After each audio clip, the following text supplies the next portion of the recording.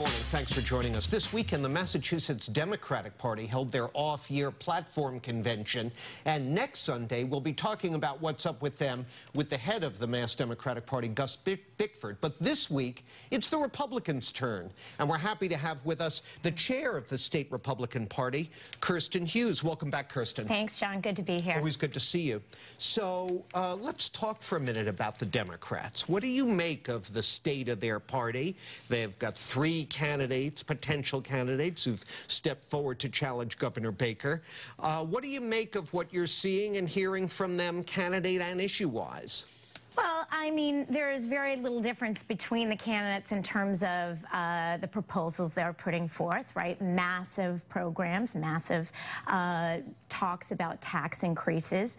Certainly, we haven't heard any specifics how much their proposals are going to cost. These, again, massive expansion of programs, or how much they want to tax people, but we know that they want to.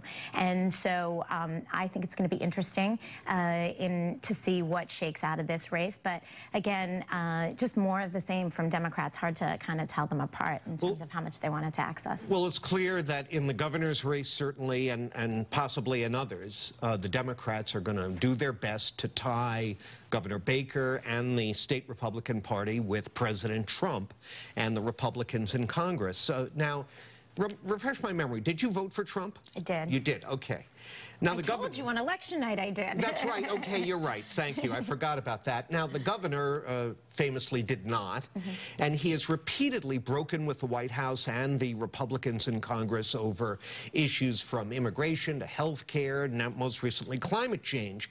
Don't you and your fellow Republicans have to ultimately make a choice between, if you will, Trumpism and Bakerism? Absolutely not. I think folks here in the state see Governor Baker as doing a terrific job for the state of Massachusetts. And I think Republicans feel the same way.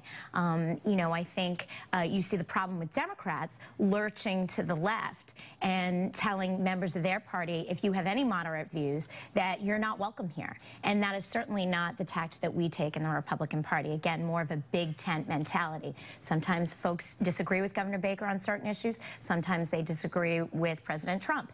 But there is a place for you in our party. And the same is not to be said for the Democrats. Well, the governor himself said recently, told a group at, I believe, a fundraiser, that he's going to try to get 30% of the Democratic vote in his re-election bid, which would be unprecedented. Generally, the Republican is lucky to draw 15, 18%, somewhere in there.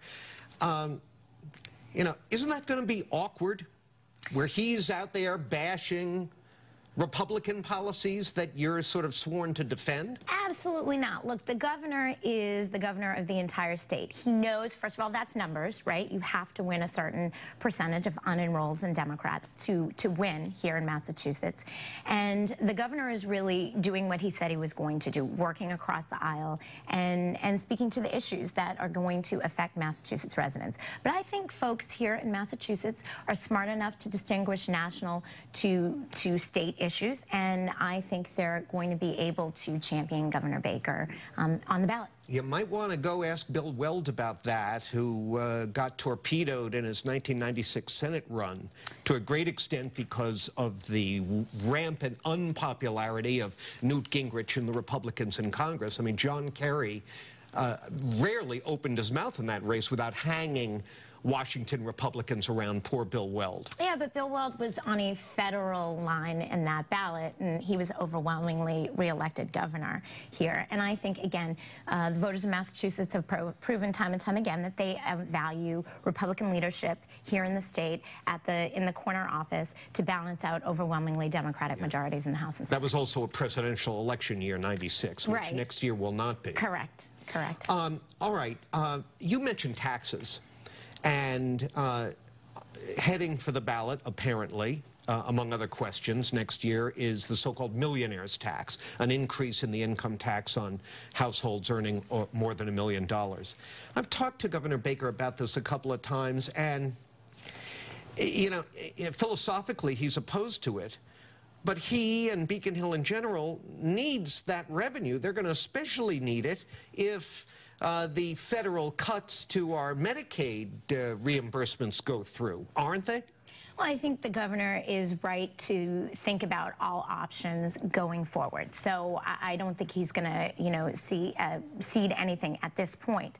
The millionaire's tax, or really a progressive graduated income tax, is something that's been unpopular here in Massachusetts and in the past, and is a dangerous road to start going down when you look at how many small businesses and how many folks who, again, want to keep their businesses here in Massachusetts as a small business earners. How that's going to affect them, how a millionaire's tax would, quote-unquote, millionaire's tax would affect them. So we'll have to see what happens in the future with that. So we got a break, but it doesn't trouble you that he seems to be sort of holding his fire on that. Do you expect him to be leading the charge against that tax, or? We'll have to see what he does. Okay, all right, fair enough. We'll take that break, and we'll continue our conversation in a moment with Kirsten Hughes, chair of the Mass Republican Party. So stay with us. Welcome back. We're talking with Kirsten Hughes, the chair of the Massachusetts Republican Party. And Kirsten, we were talking about the millionaire's tax. That may not be the only tax proposal that's high on the agenda as we enter the election year next year. They're talking about, first of all, cutting the sales tax. There's a move to get that on the ballot. And there's talk on Beacon Hill of once again trying to tax tonic, or as non-locals call it, soda. Yeah. How big a deal? Is that still the red line in the sand for Massachusetts Republicans, these kind of tax hikes? Oh, absolutely. Look, they're ludicrous. You can't even wake up in the morning and walk out your front door without Democrats wanting to tax you on something you've done. The soda tax is just another, arsenal, tool in the toolbox for Democrats to tax us and take away really liberty. Look, if I want to drink a soda, I'm going to drink a soda. I don't need Beacon Hill to tell me that, it's bad for me, so I'm going to tax you because you don't know how bad it is for you. But look at Jay Gonzalez putting forth these taxes on emissions, on carbon taxes. Again, more of the same from Beacon Hill Democrats, and that's what you're going to hear more of in 2018. Well, we have some of the higher cigarette taxes in the country. Would you support repealing those? Look, cigarettes are dangerous. I know it. I think everybody knows it, and I feel as though, high cigarette taxes are what they are. But, yeah, I mean, I think people can make choices for themselves regarding their health and regarding their activities, and I don't think we need taxes to tell them it's bad. Well, one choice the voters are going to be facing next year is whether to return Elizabeth Warren to another term in the U.S. Senate. You don't have a candidate yet. There are several people looking at Jeff Deal, who co-chaired the Trump campaign, has said he's looking at it, and there are other names.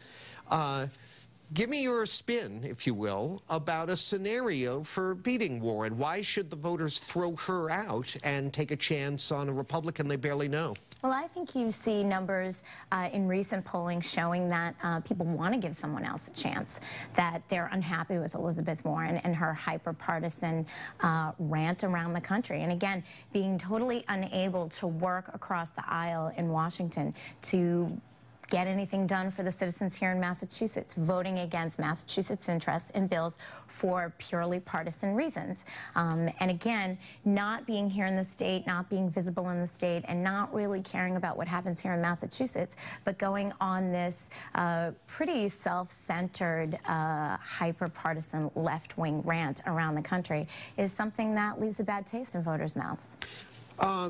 We have to wrap it up in a moment, but what about her role as a consumer advocate? Are you supportive of efforts to, for instance, do away with that Consumer Protection Bureau that she helped found?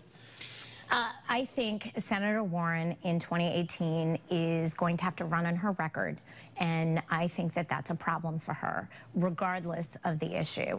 Again, her hyper-partisan tactics in the last couple of years and her really neglect of the state of Massachusetts and the citizens here are going to be on display. And no matter who steps forward in the Republican Party, they're going to have a rich record to pick at and chip away at. You got your work cut out for you. Thank you for coming by. Thanks, Good John. to see you. Good to see you, too. Kirsten Hughes, chair of the state GOP. That's it for me. Now it's back over to my colleagues for more WBZ News.